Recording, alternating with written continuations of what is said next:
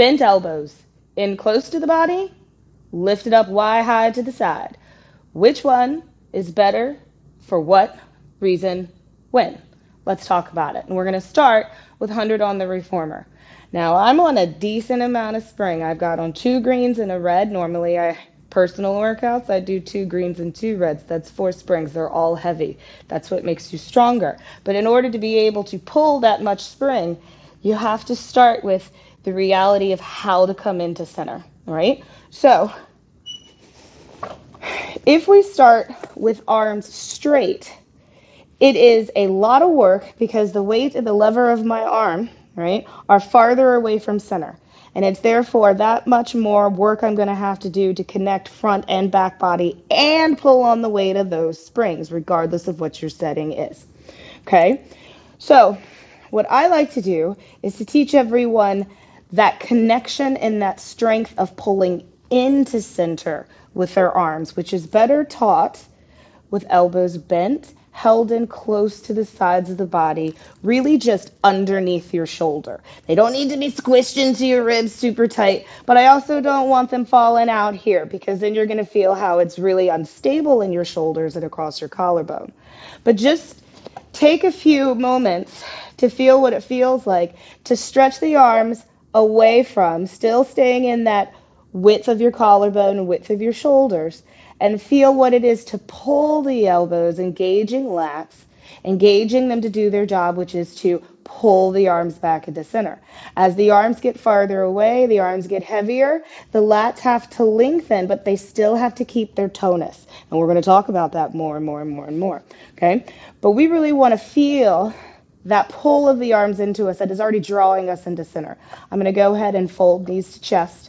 Right, and I really do bring knees to chest. Tabletop, we're already working. That's already an exercise. Let's start from some place of ease, even though it's still like I'm ready to go, right? Now, if I allow my elbows out to the side and I try to push into this heavy spring, there's not enough contraction in my lats to assist in that pull together.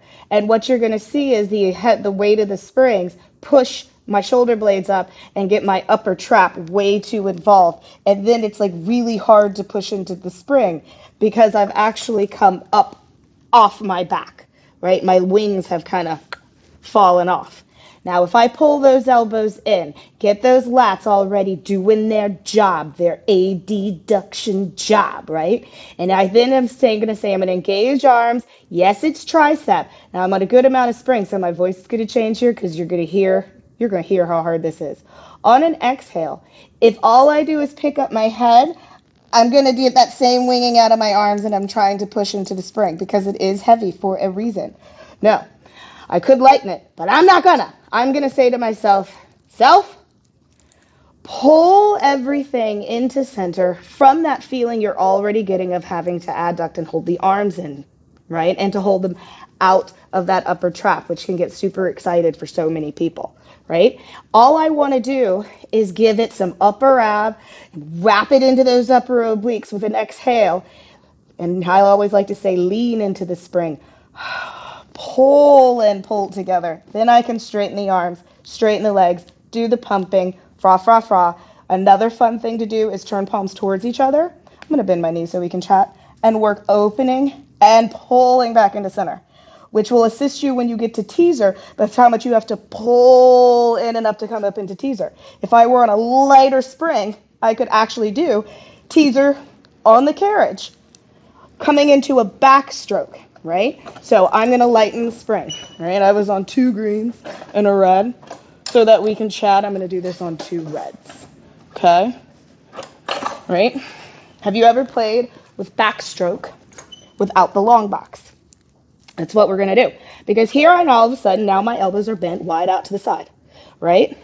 When I pull in, it really concentrates on the focus of triceps into the lat, into the upper obliques, and into the upper abs to get that spinal flexion, okay? But now, elbows wide, I have to still keep enough tensity and wake up to still get my spinal flexors to do their job, right?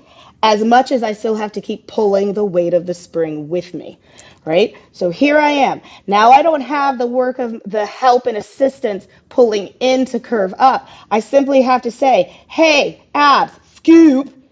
Hey, spine, peel, curve up, right? But the minute I start taking the choreography, those lats are still going to have to do their job and pull into center, which lets me pull into the curve more, which lets me dive into it, pull back up and in. Now, if I don't keep the tonus, I fall, right?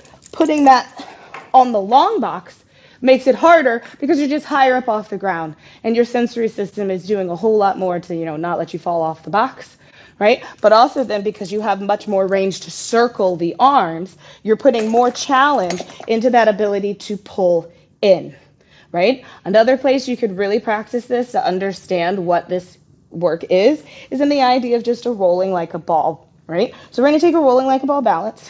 Woo-hoo-hoo-hoo-hoo. Right? Okay, my back's a little funky today, so I'm going to spread it out a little bit, not get so tight on it. It's the day, right? Now, elbows bent, lifted wide is the challenge to be able to make the abdominals flex the spine, to make sure that you have enough flare of the lats, but still enough tensity to really still keep a hold, right? And that's got to hold the whole shape. Whether I take a little rock, and I'm just going to take a tip and a tip forward, and a tip and a tip forward. And I'm only tipping because I'm on the reformer and I just don't want to hit the blocks. But just that tip, you can discover how much you want to pull in to find the work of the pull that was your 100 to help you hold that center. The farther out from center you go, the harder it is going to be to just use the flexors of your spine to make that curve shape, right? And even if I come up out of that curve, right, and I'm thinking of this idea of spine stretch forward here, okay? Because the minute the arms reach out away from me again, it's a lot of work. And I don't want to get high up in my traps here, right? But I also don't want to say shove the shoulder blades down, because then you're actually going to get this grip in your lats that then when you try to take your spine stretch forward, the lats don't want to let long and let the spine take its flexion that you're asking for, right? So a lot of times what I'll say to people is just cross the arms at the rib cage, take the arms out of it altogether, almost like what you would do in short box round, okay? And find where do you feel your abdominals engage to be what flexes the spine versus pulling into that strength of the back body of the arms, pulling into the side body and then into the front body strength. So that's really what the difference is, right? When you pull in and straight under, you're really getting all this good stuff. When you're lifted out to the side, whatever you're asking of your spine to make, whatever shape you're asking it to make, as your arms come farther away from center, it's going to be harder to get that action of your spine, hence the challenge. And then it's like, well, what if you had no hands at all? Like no arms at all, no arms at all, right? So play with it in exercises where you've got spinal flexion or you've got a straight back, and play with what elbows wide pulling in and pushing away, elbows narrow pulling in, pushing away. Ask the spine to change shape. Feel how that changes the conversation. And that's why I choose the strength first when working with fresh movers, and I suggest you do so with yourself, right? Choose the strength first, because if you work the strength, then work the challenge is a lot easier to master.